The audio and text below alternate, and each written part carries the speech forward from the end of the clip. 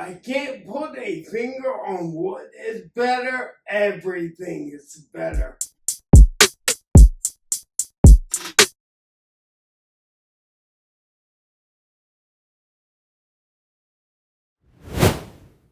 Good morning, good day, and good night wherever you may be. I'm excited to share a personal journey with you. I'll be sitting down with my personal trainer, LWA's president, and rehabilitation advisor. We'll be talking about what it's really like living with ataxia. I'll be sharing my experiences and insights, and I hope you'll find it helpful. This is just the beginning, so stay tuned for more videos in the future. This is Art Thomas, and I have acquired ataxia, which accelerated my unknown ataxia. Welcome back to Living with Ataxia. All right, so I'm going to ask you some questions here. This is like a progress checkup. What are you doing right now, currently, in regards to, like, I know you tried ivermectin. How long did you try it for? A couple weeks. Did you do it for a couple weeks? Like around 8 days. 8 days?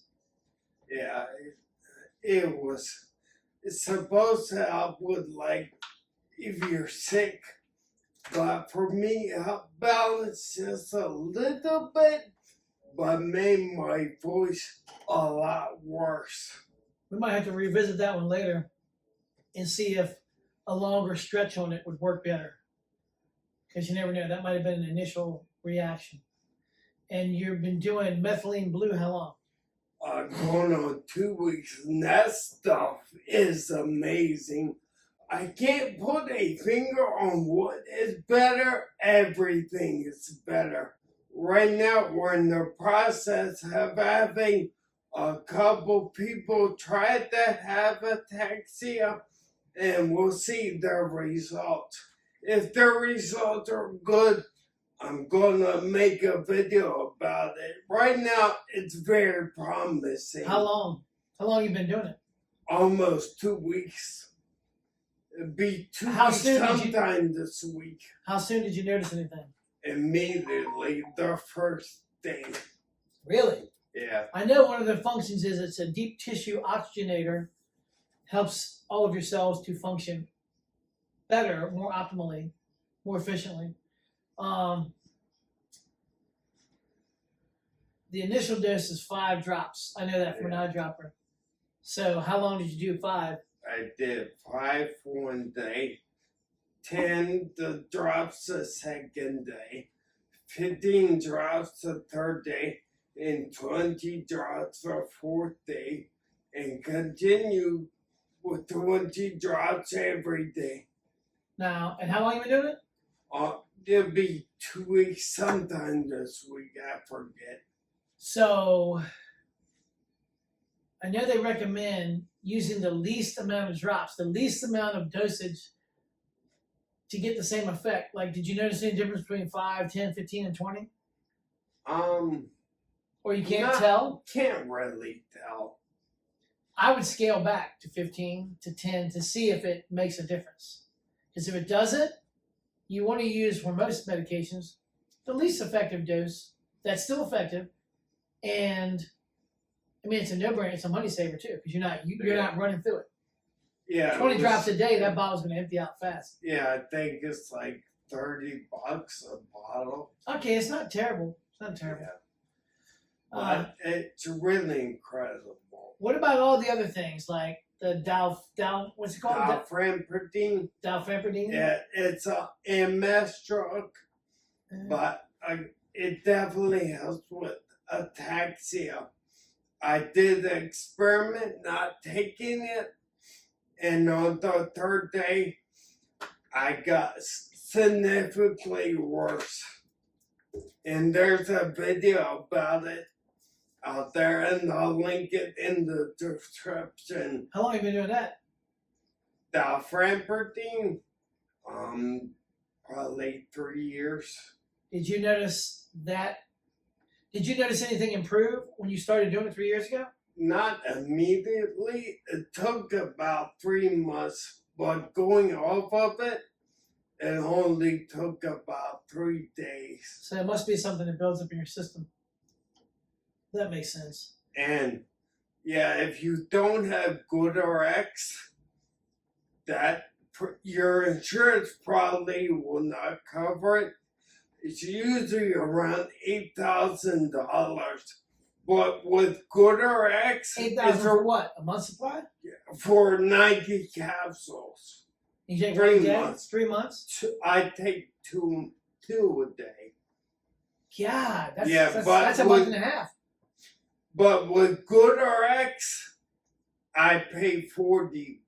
I have good RX. I've oddly enough never used it. I've never had to. So what else? Anything like the ancestral supplements we were doing, the liver supplement, or vitamin D, or magnesium glycinate, magnesium threonate at night for you to go to sleep. What else are you doing? Well, when I wake up, I take my thyroid medicine. What is it called? Levothyroxine. Levothyroxine. I have an extremely slow thyroid, don't worry I about was just curious. And actually being on the carnivore diet, I don't need that medication anymore. Isn't that amazing? So I stopped that medication around 4 or 5 days ago. I know that with the carnivore diet, it's curative of so many things. People have said everything from type 2 diabetes to Crohn's disease, to you name it. I know people that have used the carnivore diet and extensive fasting to heal from their cancers. And people say things are controversial. I don't care. Like, it makes sense to me. It makes sense to me, the mechanism. It's not something I can explain in a minute, but it makes sense to me.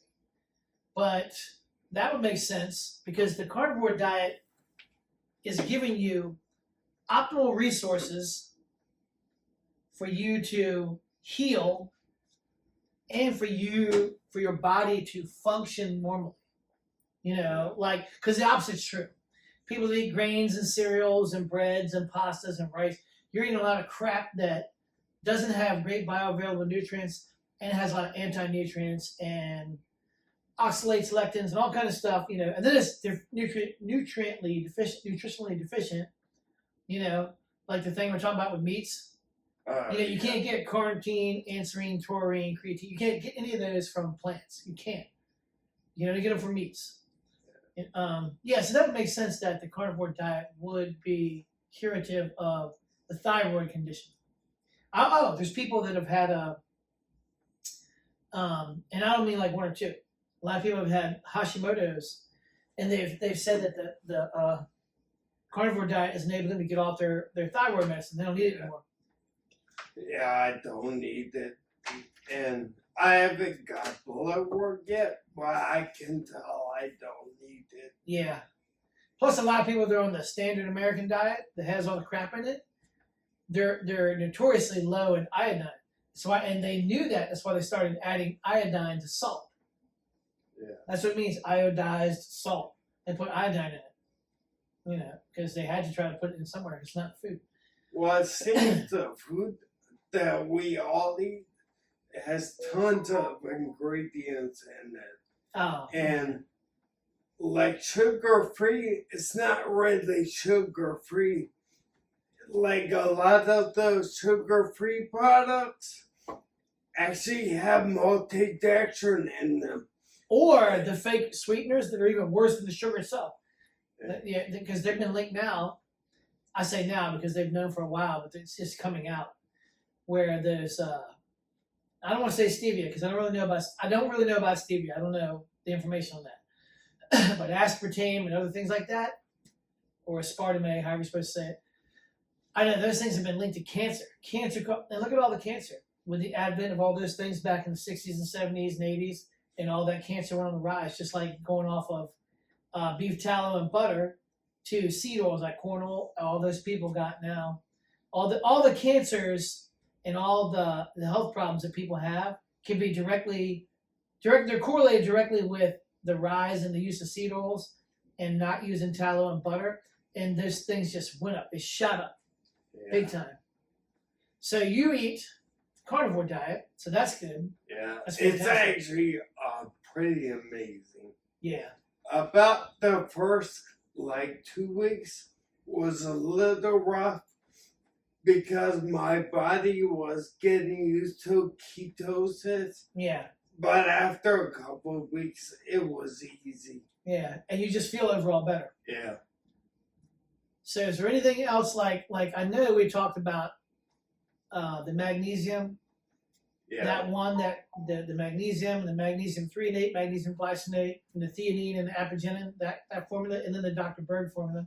Yeah, I take the nougat formula that you were just talking about, and plus the Dr. Berg formula together, and that is a perfect solution to sleep. You sleep good with that? Yeah. It takes about 20 minutes and you're completely out. And you feel good in the morning, rested. Oh, yeah. You sleep at least 7 to 8 hours easy. Ah, that's good. That's really good. Yeah, we'll do a video about it. Yeah, that's good. Anything else like vitamin D or anything? Or Well, like I said, I wake up usually and take my thyroid medicine, but I'm off then.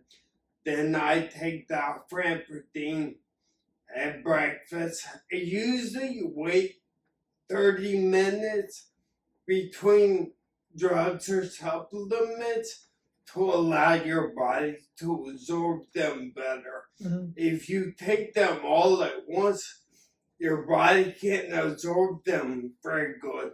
So after breakfast, I take beef liver, wait 30 minutes, take vitamin E, wait 30 minutes, take a complex of vitamin B.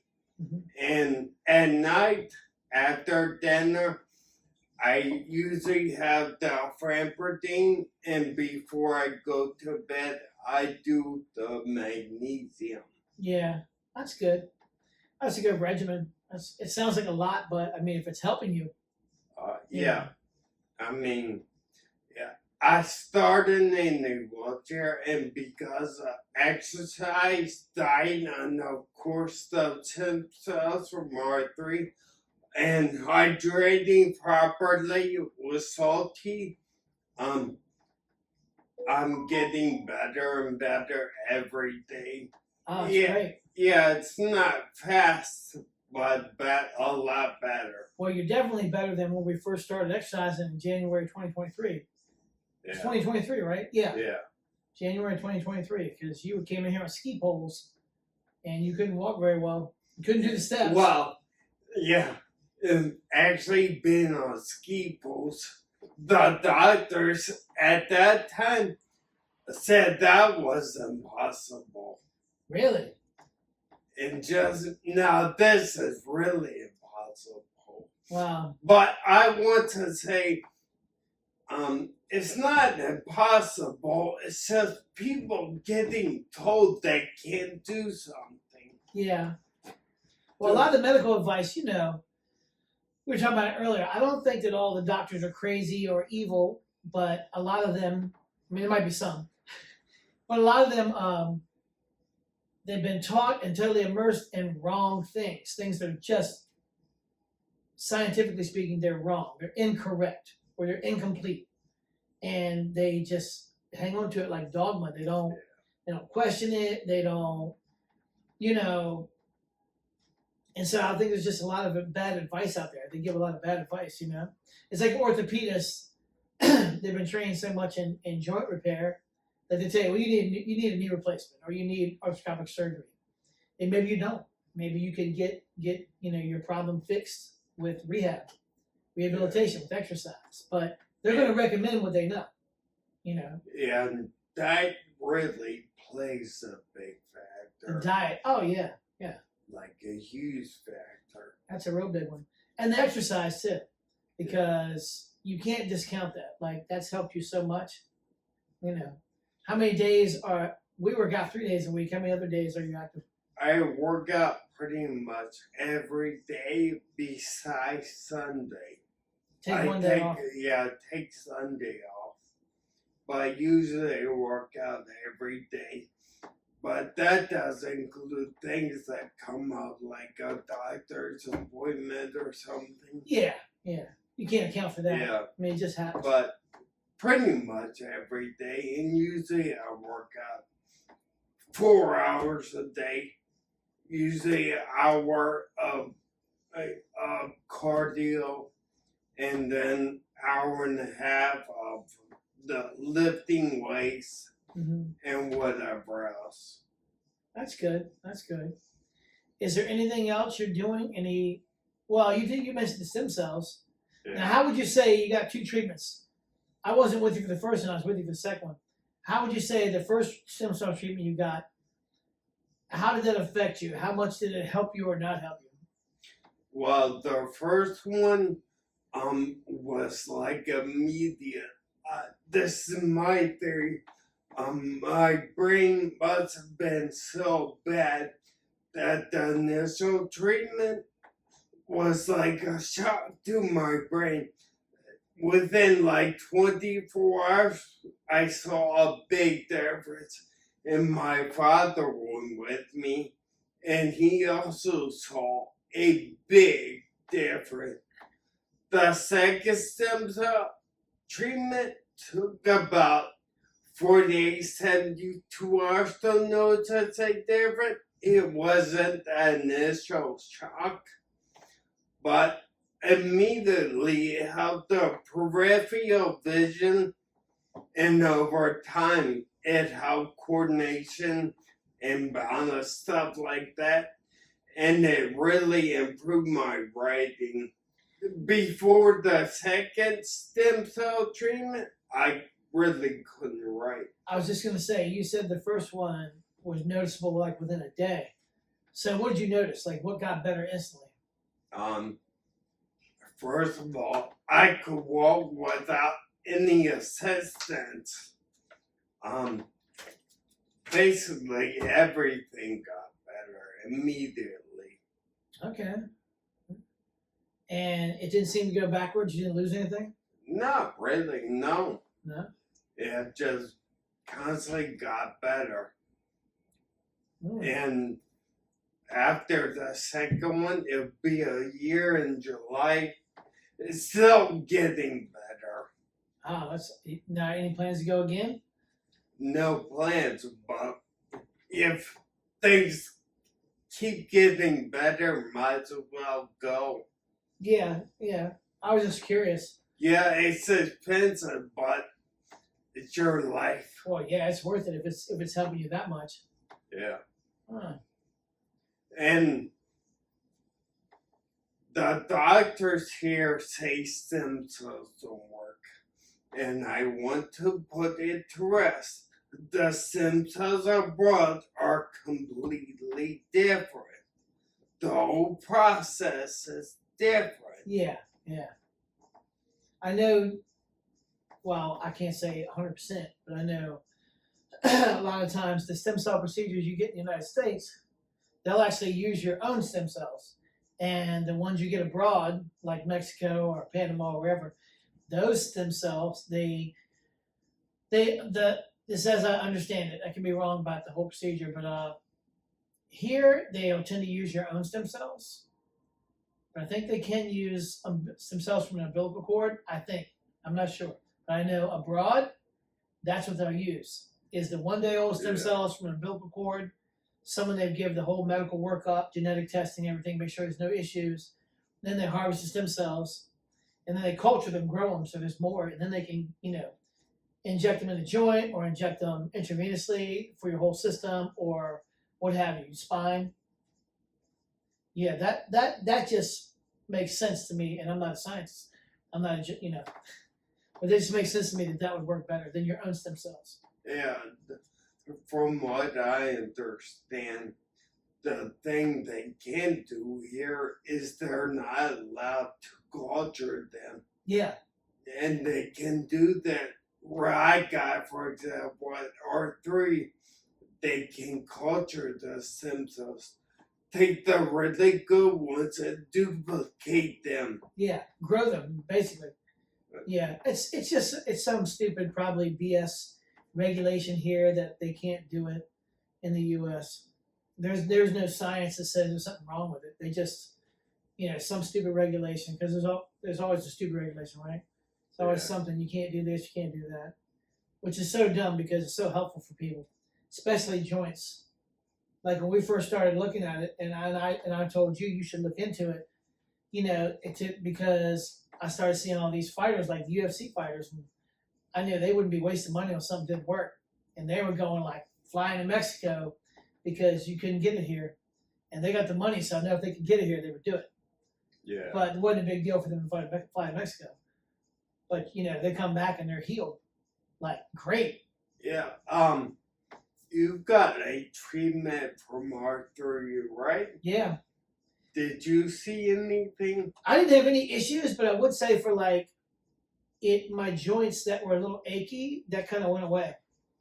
And I didn't have any other explanation but that. So I can't say it's something else. The joints that I had that were aching at the time from, just old injuries. And yeah, it seemed to clear up that inflammation and all it was like nothing. Oh yeah, both, just remember, both treatments really help my sleep. Really? Yeah, you sleep a lot more sound. Oh, wow. Without taking the magnesium. Oh. And that was within maybe the first one was probably a couple days. The second treatment took a couple weeks, but you sleep a lot better. Ah. Yeah, there's so many benefits to it. I can't name them all, but there's a huge list. Yeah. Well, I mean, you went to Cancun, and you and I went to Tijuana. Yeah. For the R3 stem cell clinic, and I noticed all the clinics there. It's like a competition overseas because all these American doctors, open clinics there because they can't open them here, and it's crazy. They should just, it's so dumb. But like I said, there's no scientific reason that says it's bad or it doesn't work or something. It's just regulations that are stupid. Yeah. Here that enable them, that cause them not to be able to do it the way they want to. The way they know works, which is culture the cells, grow them, so you can grow more and more and more to give a bigger or smaller treatment for the person. It definitely works. It works a lot. Huh. And then you take the stem cells and the carnivore diet and hydrating or salty and combine everything. It's a win-win. Now, if we could just get more people Yeah. to do it. This thing, unfortunately, they're, like I said, they're told they can't do nothing, so they believe it, unfortunately. We need a platform like NAF. Yeah. Because they can, fortunately for them, they can reach a lot of people. They have to go with their guidelines. Yeah.